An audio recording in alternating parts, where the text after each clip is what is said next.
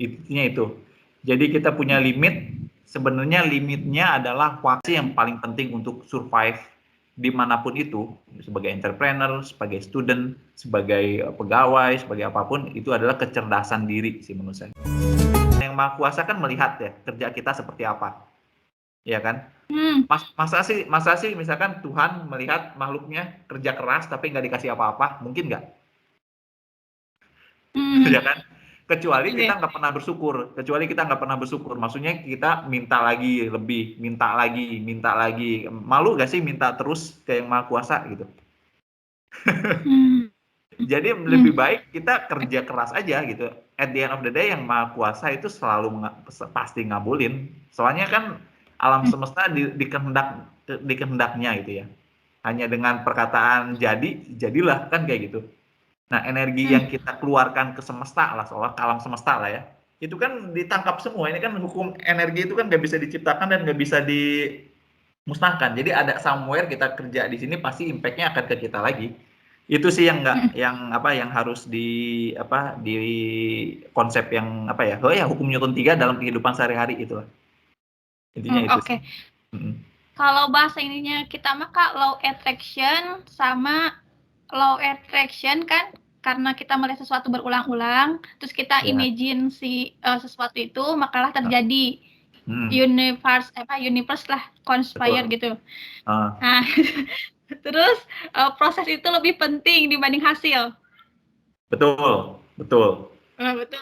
Soalnya kan Oke. gini, saya kan kemarin banyak proses ya, yang selama 3 bulan gak tidur-tidur itu, ya kan, itu kan prosesnya kan gila kan, maksudnya nggak normal lah. Maksud saya itu nggak normal buat Ya. orang yang kerja ya.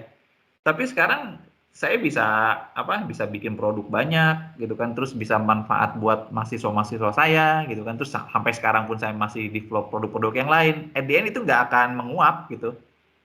Itu pasti ada Oke. impact-nya, nggak mungkin nggak itu. Mm, Oke iya. Kak, itu kan dari internal diri nih. Kalau dari eksternal nih, misalkan kan kalau udah berkeluarga nih, nah gimana nih misalkan ke pasangannya, misalkan, oh ini, misalkan kalau jadi entrepreneur nggak ada duitnya, misalnya ini kerja mulu lu, hasilnya nggak ada gitu Kak. Hah? Hah? Itu gimana sih Kak ngeiniinnya? Oke. Sebenarnya komitmen sih, komitmen. Jadi gini, saya bilang ke istri saya kan, pokoknya saya nanti setelah lulus mau jadi entrepreneurship minimum waktu yang dijalanin 2 tahun. Kalau misalkan 2 tahun benar-benar nggak jelas pemasukannya kayak gini, gitu kan. Soalnya kan yang namanya istri kan pasti mikir buat masa depan anak ya. Ya gak sih? Soalnya let's say nanti kita mikir, oh nanti masuk SD berapa bayarnya, terus masuk SMP berapa, SMA, kuliah dan lain-lain gitu kan. Kan pikir itu wajar, itu memang sifat manusiawi seorang istri kan kayak gitu ya. Nah, akhirnya ya udah saya coba deh selama 2 tahun. Kalau misalkan selama nggak 2 tahun ini masih nggak jelas aja pemasukannya, walaupun kadang-kadang ada, kadang-kadang enggak, kadang-kadang gede, kadang-kadang nggak ada sama sekali.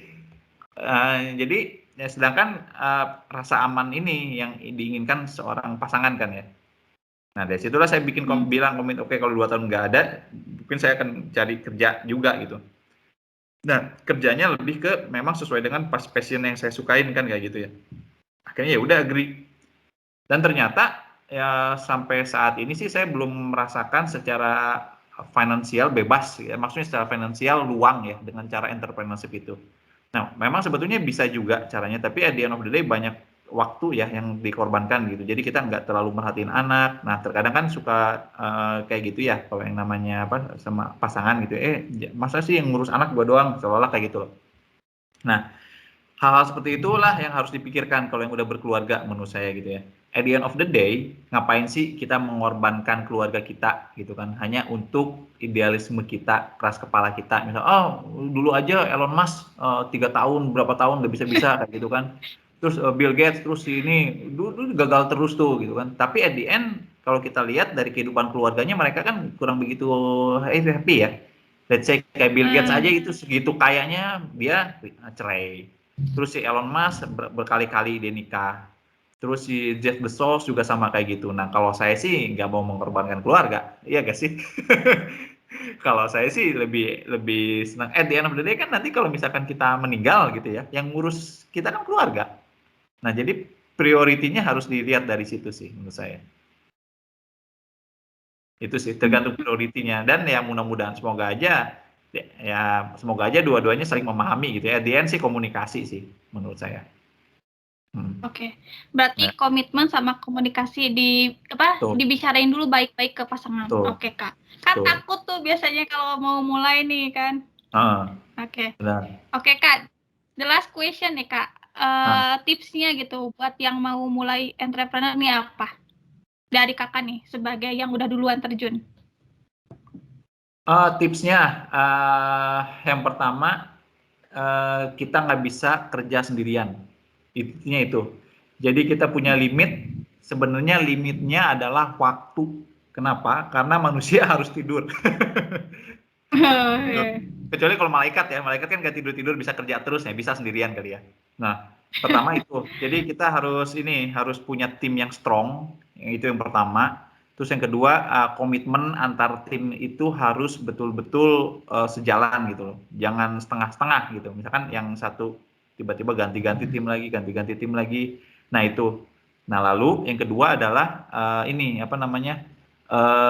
never stop learning. Jadi jangan takut kita belajar sesuatu yang baru. Misalkan kayak ketika saya saya kan secara teknikal bisa gitu ya. Misalkan engineering lah, soalnya kan background saya kan engineer. Nah, tapi sebagai entrepreneur harus mikir mengenai marketing, branding. Itu penting sekali.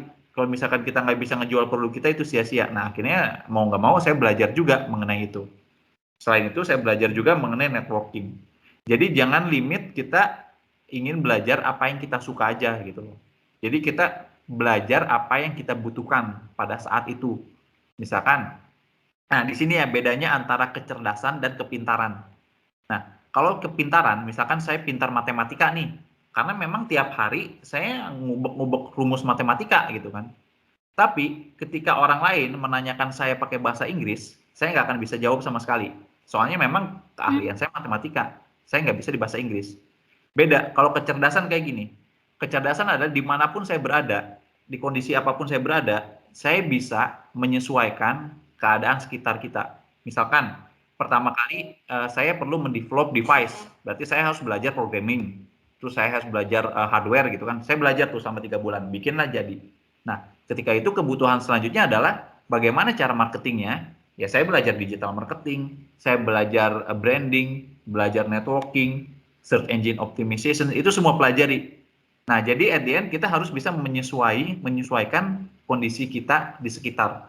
Nah, itu bedanya kecerdasan dan kepintaran gitu. Nah, menurut saya sih yang paling penting untuk survive dimanapun itu, sebagai entrepreneur, sebagai student, sebagai pegawai, sebagai apapun, itu adalah kecerdasan diri sih menurut saya. Itu sih paling saya. Oke, Kak Jaki. Jadi penting kita nggak hanya pintar, tapi kita juga bisa menyesuaikan Betul, dengan apapun yang kita temuin ya. Dan nggak betul, pernah berhenti belajar. betul, setuju. Oke. Oke, Kak Jaki, itu kisah Kak Oke, Jaki tentang entrepreneurship-nya. ya, ya, Terima kasih loh Kak udah sharing-sharing. ya, sama-sama. Udah nih Kak. Udah. Udah. Pokoknya Oke, sukses siap. selalu lah buat Kak Jaki. Terima kasih banyak atas waktunya Kak. Ya, Oke. Sukses sama-sama. Makasih damai. buat Yuk, mari. Yuk. ya. Ya Kak, Ya, Assalamualaikum. yuk. Salam.